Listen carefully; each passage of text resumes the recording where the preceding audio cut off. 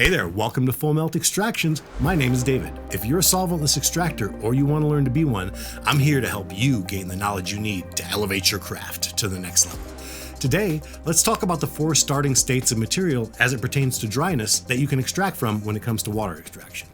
Number 1, dried and fully cured or aged material. So dry, they explode like dust. I would definitely define dried and cured material as cannabis that has been harvested and fully dried and then afterwards has spent at least a few weeks curing or aging, as it's also called. With dried and fully cured material, you're looking at the easiest material to work with, while at the same time having preserved the least amount of the qualities that it originally had out of these 4 categories of dryness. But you probably won't have too difficult of a time working it through a sieve, even if you don't have too much of a touch for sieving, as it's not likely to be that sticky. This is a good type of material to start with and get your legs under you when it comes to making hash. If you don't personally grow, it can also often be a lot easier to get a hold of than some quality fresh frozen material. If you're a new or aspiring solventless extractor and have access to something like this, I say take the opportunity to learn something rather than wait for something better to come along. Sometimes it's easier to jump into the kiddie pool than right into the deep end when you're a beginning swimmer. And the same does go for extraction. By the time material has been dried and cured, many trichomes will have fallen off already and have collected in the bottom of a bag or container that it's in. And many more will be very dry and brittle and ready to fall off their stalks, as opposed to fresh trichome heads, which can at times be much more resistant to being dislodged. This is why some strains that just don't seem to wash very well fresh seem to do just fine dry. Also, occasionally you do see people who are looking to get into hash making who are asking, where do I get that old school look and flavor of hash from back in the day, man? Hook a brother up with them old school.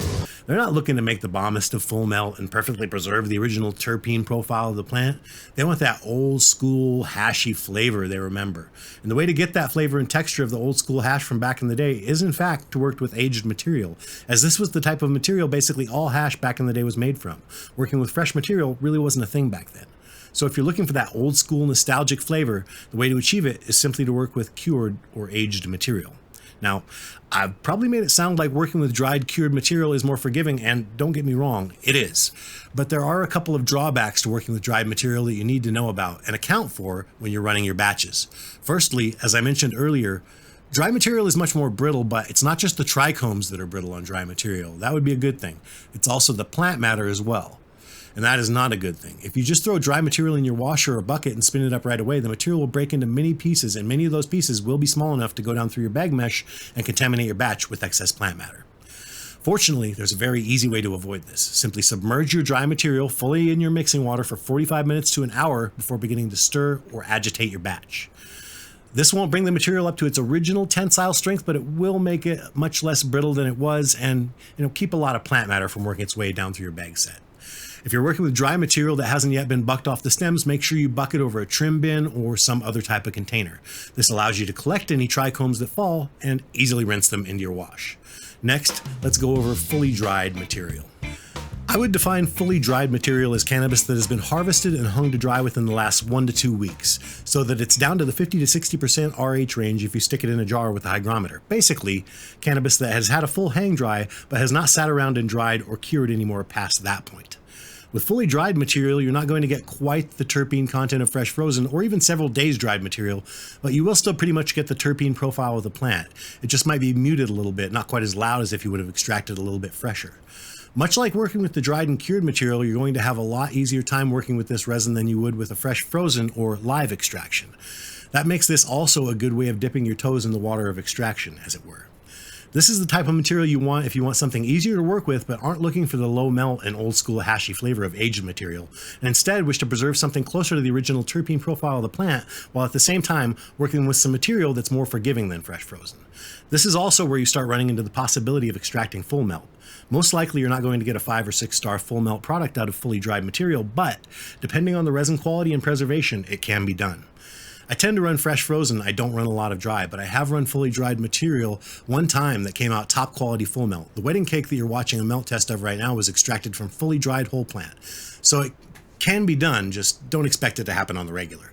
When working with fully dried material, you must take all the same precautions that I laid out when talking about working with dried and cured. 45 to 60 minute pre-soak, make sure all bucking and trimming are done over a trim bin or container. Next, let's talk about partly dried material. When I refer to partly dried material, I mean cannabis that has been harvested and dried for perhaps 2 to 4 days. It's not fully dried, it retains the majority of the terpene content, but it has dried enough to make the resin a little bit easier to work with.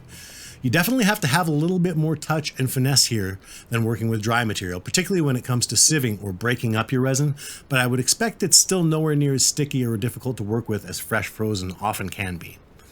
An extractor might choose this method because they want to preserve the original profile of the plant without having to work with resin that's quite so difficult to deal with as fresh frozen. Maybe they just never learned the touch for sieving fresh frozen resin. Maybe they live in a climate where it's really hard for them to achieve a cold enough working space. But, for whatever reason, if you want easier resin to work with while still preserving a large amount of the original flavor and terpene content of the plant, partly dried material might be a good option for you. Next, let's talk about live or fresh frozen material. When it comes to the pinnacle of starting material for quality, melt, and terpene preservation, you need look no further than fresh frozen. This is the material that most commonly produces 5 to 6 star full melt hash. This is also the material that your Percy rosin comes out of. If you're looking to preserve that exact original flavor profile that you smell on the growing plant, this is the material that you want to be working with. Now, with that being said, it does come with a trade-off. Namely, as referenced earlier, this material is the most difficult to work with. Some cultivars that extract perfectly well when the trichomes are dry and brittle just don't seem to release the trichomes very well when fresh, making selection more difficult. You can run something dry and get a great result and think you found a winner, and then run it fresh and get a disappointing result. Also, many people find it an extreme challenge to sieve fresh frozen hash to the point where even a lot of experienced extractors simply give up on the sieve and choose to freeze and microplane their patties of fresh frozen, despite that process being a bit of a pain in the ass and also being rougher on your resin. Some tips for helping making work with this type of extraction easier would be make sure you're working in a very cold space, 35 to 50 Fahrenheit is ideal. Don't let your resin sit around for an extended period of time after being pulled out of the bags. And finally, while you do need to get some moisture out of the patty before doing any sieving, be careful not to apply too much direct pressure to it while doing this. To accomplish this, I like to set my pressing screen on a bath towel and fold several layers of the bath towel over the top of the screen to help cushion my hash so it doesn't get overpressed when I'm pressing the water out of it. This helps me wick much of the water out of it without applying too much direct pressure. Also, when sieving, start by breaking up your patty with the edge of your spoon until most of the pieces are almost small enough to fall through the holes before you start working your spoon back and forth along the bottom at all. And even then, you don't want to just smear or smash the resin through the sieve with the edges of the spoon, mostly up and down motion with a slight scoot on the downstroke. In a video in the near future, I'll go more in depth into my sieving technique, but for right now, I think I've pretty much hit all the things I really wanted to touch on here. If any of this has raised any questions, or you feel there's something relevant to this discussion that I haven't touched on here, or you just want to say hey and let me know what you're dabbing, vaping, or smoking on, just leave it down below in the comments section. So I guess if you've gotten this far and you enjoyed the video, by all means leave a like, and if you're not already, subscribe and hit that notification bell to be alerted of all future uploads. As always, this has been David with Full Melt Extractions. Thanks for watching and happy hashing.